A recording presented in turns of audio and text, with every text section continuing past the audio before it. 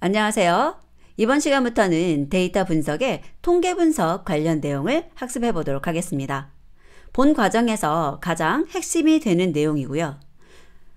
문제에 출제되는 빈도가 높다, 그래서 중요하다라는 것보다는 물론 그런 측면도 있지만 실제 여러분들이 앞으로 데이터 분석의 실습 과정들 그리고 머신러닝, 딥러닝 이런 실제 학습을 하는 데 있어서 가장 기본이 되는 용어들이 많이 나오게 됩니다.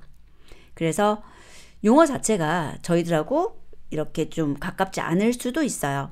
어떤 업무를 하고 계시냐에 따라서 차이는 있겠지만 만약에 이런 통계적인 업무를 많이 하지 않아서 조금 어색하신 분들은 더욱 열심히 하셔서 조금이라도 더 많은 내용을 이해해 주시면 나중에 뒤 학습에서 도움이 되실 것입니다. 자, 그러면 용어부터 살펴보도록 할까요?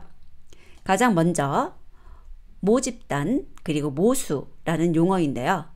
population과 parameter라는 것은 저희가 연구할 대상이 되는 데이터 전체 집합을 의미하고 그것의 특성값을 의미합니다. 자, 그런데 데이터가 굉장히 클 경우 전투조사가 불가능할 수 있죠. 그래서 이럴 경우에는 모집단에서 일부만 사용할 수가 있는데 이것을 저희가 추출, 즉 샘플링 한다라고 하고요. 그렇게 추출해서 얻어낸 것을 표본이라고 합니다. 바로 샘플이라고 하죠. 그리고 그 샘플이 갖는 특성을 나타내는 수치들을 통계량, 스태티스틱이라고 합니다. 그리고 이런 통계량을 가지고 모집단의 이 특성을 추론하게 되는 것이죠. 자, 그러면 하나씩 용어를 정리해 보도록 하겠습니다. 가장 먼저 모집단. 모집단이라고 하는 것은 잘 정의된 연구 목적과 이와 연계된 명확한 연구 대상, 즉 데이터 전체 집합을 의미하게 되는데요. 예를 들어서 대통령 후보의 지지율을 알아보고 싶다 라고 했을 때는 유권자 전체가 모집단으로 볼 수 있습니다. 모수, 파라메타라고 하는 것은 모집단의 특성을 나타내는 수치로서 모집단의 평균과 분산 같은 수치를 모수라고 합니다. 그래서 평균의 기호, 분산의 기호 잘 보아주시고요. 표본이라고 하는 것은 모집단의 개체수가 많아 전부 조사하기 힘들 때 모집단에서 추출한 것으로서 추출한 표본으로 모집단의 특성을 추론하게 됩니다. 그리고 이때 오차가 발생할 수 있는 것이죠. 예를 들면 각종 여론조사에 참여한 유권자를 표본이라고 볼 수 있습니다. 그리고 통계량이라고 하는 것은 표본의 특성을 나타내는 수치로서 표본의 평균과 분산 같은 수치를 통계량이라고 합니다. 기호가 다르죠. 모집단의 평균과 분산의 기호와 표본의 평균과 분산에 대한 기호가 다르기 때문에 이것을 구분해서 알아두시면 좋겠습니다. 자, 문제를 보도록 할까요?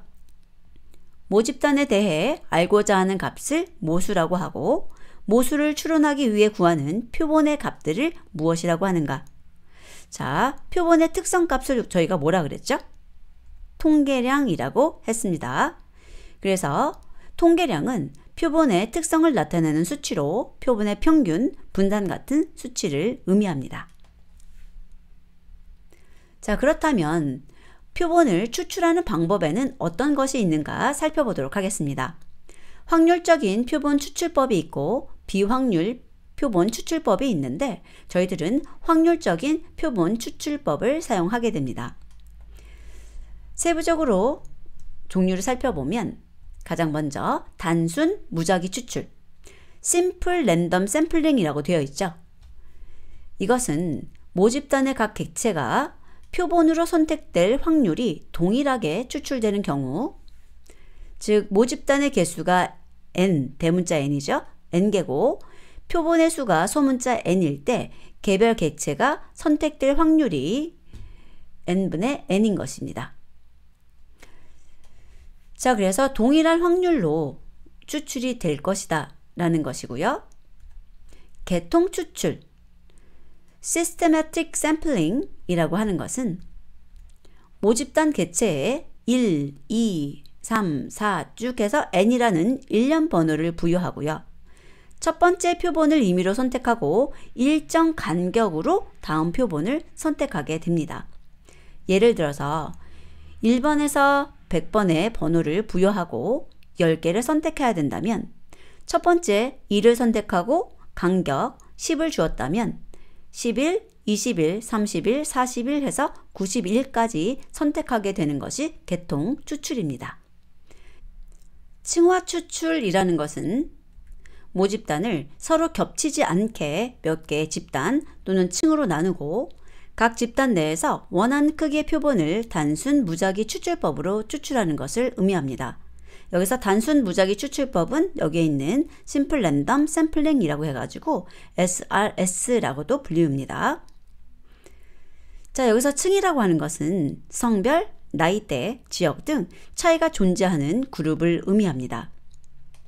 반면에 군집 추출이라고 하는 것은 모집단을 차이가 없는 여러 개의 집단으로 나누는 것이고요. 예를 들자면 경상대학 내에 경영학과와 경제학과로 나누는 것을 들 수 있습니다. 그리고 이들 집단 중 몇 개를 선택하고 선택된 집단 내에서 필요한 만큼의 표본을 임의로 선택하는 것을 의미합니다. 자, 그래서 만약에 경영학과와 경제학과가 있었을 때 경영학과를 선택하고 이 중에서 필요한 만큼 여기 있는 단순 무작위 추출로 또 선택을 하는 것이죠. 자, 그래서 층화 추출은 뭔가 차이가 존재하는 경우, 군집 추출은 차이가 크지 않는 경우 사용할 수 있는 샘플링 방법이라는 것 꼭 구분해 두시기 바랍니다.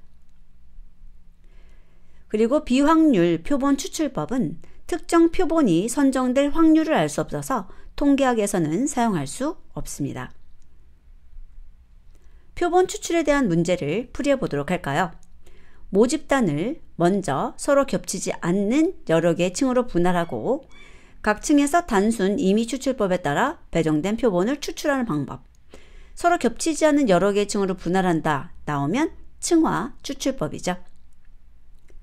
그래서 모집단을 서로 겹치지 않게 몇 개의 집단, 층으로 나누고 각 집단 내에서 원하는 크기의 표본을 단순 무작위 추출법을 이용해서 추출하는 것. 층화 추출법 기억해 두세요. 표본 추출 관련 오차의 종류 및 특징에 대해서 알아보도록 하겠습니다. 먼저 표본 오차 또는 표본 추출 오차라고 하는 샘플링 에러를 살펴볼 텐데요. 이러한 샘플링 에러는 모집단을 대표하지 못하는 표본을 추출해서 발생하는 오차가 되겠습니다. 저희가 표본이라는 것을 추출해서 이 표본을 가지고 모집단의 특성을 알아내는 것이 통계학이죠. 자, 그런데 우리가 표본을 많이 추출한다면 모집단하고 비슷한 성격을 가질 수 있을 거예요. 그런데 표본을 많이 추출하지 못하거나 한다면 이렇게 모집단을 대표하지 못하는 표본이 추출될 수도 있다는 것입니다. 그리고 그러한 오류를 표본 오차 또는 표본 추출 오차라고 하죠. 모집단을 전수조사하는 것이 아니라 표본을 추출하기 때문에 발생하는 오차이고요. 이러한 표본 오차는 표본의 크기가 커지면 작아지는 특징을 가지고 있습니다. 그리고 전수조사에서는 0이 되는 것이죠. 그래서 충분한 양의 표본을 추출해서 사용을 한다면 이러한 표본 오차가 작아질 수 있다는 것 기억하시고요. 다음은 비표본 추출 오차인데요. non-sampling error라고 되어 있죠. 그래서 이것은 표본 오차를 제외한 조사나 집계, 분석 과정에서 발생할 수 있는 모든 오차를 의미합니다. 예를 들어서 설문이나 측정 방식이 잘못된 경우, 자료 기록 및 처리가 오류가 있던 경우, 무응답이나 오응답의 오류 등이 되겠습니다. 이러한 비표본 추출 오차는 표본의 크기에 비례해서 커지는 특징을 가지고 있습니다. 즉, 표본의 크기가 크다고 반드시 좋은 것은 아닙니다. 위에 나왔던 표본 추출 오차는 표본의 크기가 커지면 상태가 좋아지는 거예요. 작아지니까. 하지만 비표본 추출 오차는 표본의 크기에 비례해서 커지니까 표본의 크기가 크다고 해서 좋은 것은 아니라는 것이죠. 자, 다음은 표본 편의, 샘플링 바이어스라는 것인데요. 이것은 표본 추출 과정에서 발생하는 편의를 의미합니다. 여기에서 편의라는 것은 추정값의 기대값과 모수의 차이를 의미합니다. 예를 들어서 일반인으로부터 피험자를 모집했을 때 저희가 왜 지나가다가 이거 설문조사에 좀 응해주세요 뭐 이럴 때 있잖아요. 자, 그랬을 때 어떤 사람들이 참여할 것인가를 생각해 보세요. 그래도 조금이라도 관심 있는 사람들이 참여를 하겠죠. 그래서 그러한 참여자들이 내용에 관심이 높은 사람일 가능성이 있어서 표본이 치우칠 수 있다. 이런 것이 바로 표본 편의라는 것입니다. 자, 이러한 표본 편의는 확률화, 랜더마이제이션에 의해서 최소화하거나 없앨 수 있다는 특징을 가지고 있습니다. 관련된 문제를 풀어보도록 할까요? 표본 추출 시 발생하는 오차에 관한 설명 중 잘못된 설명은? 자, 첫 번째 보면 표본 오차, 샘플링 에러 라는 것은 모집단의 일부인 표본에서 얻은 자료를 통해 모집단 전체의 특성을 추론함으로써 생기는 오차다. 그렇죠? 우리가 표본을 추출하기 때문에 발생하는 오차고요. 비표본 오차라는 것은 표본 크기가 증가함에 따라 커지는, 즉 증가하는 특징을 가지고 있었죠. 표본 오차는 표본의 크기가 커지면 감소했고요. 자, 3번의 표본 편의는 표본 추출 방법에서 기인하는 오차를 의미하고 표본 추출 방법에 의해 최소화하거나 없앨 수 있다. 자, 뭔가 최소화하거나 없앨 수 있다는 것은 기억나시죠? 자, 그런데 여기가 틀렸어요. 표본 추출 방법이 아니라 확률화, 랜더마이제이션이라는 것에 의해서 최소화하거나 없앨 수 있는 거죠. 그래서 답은 3번입니다. 자, 여기 보면은 표본 오차는 표본의 크기를 증가시키고 표본 선택 방법을 엄격히 해서 줄일 수 있다는 것도 같이 기억해 주시기 바랍니다. 자, 그래서 표본 편의는 표본 추출 방법에서 기인하는 오차를 의미하고 확률화를 통해서 최소화하거나 없앨 수 있다라고 기억해 주시면 되겠습니다. 다음은 척도의 종류입니다. 총 4가지 척도가 있는데요. 구분해서 잘 알아두셔야 되고 문제도 많이 출제가 되고 있습니다. 가장 먼저 명목 척도라고 하는 것은 단순히 측정 대상의 특성을 분류하거나 확인하기 위한 목적입니다. 숫자로 바꾸어도 그 값이 크고 작음을 나타내지 않고 범주를 표시하게 되는데요. 예를 들면 성별, 혈액형, 출생지 등을 들 수 있습니다. 다음은 서열 또는 순위 척도라고 하는 것인데요. 대소 또는 높고 낮음의 순위만 제공할 뿐 양적인 비교는 할 수 없습니다. 항목들 간에 서열이나 순위가 존재하게 되는데요. 예를 들면 금은 동메달, 선호도, 만족도 같은 것이 있습니다. 등간척도 또는 구간척도라고 하는 것은 순위를 부여하되 순위 사이의 간격이 동일합니다. 그래서 양적인 비교가 가능한 것이 등간척도입니다. 서열척도라고 하는 것은 양적인 비교를 할 수 없고요. 등간척도 또는 구간척도라고 하는 것은 양적인 비교가 가능하다는 것 꼭 구분해 두시고요. 여기에서는 절대 0점이 존재하지 않습니다.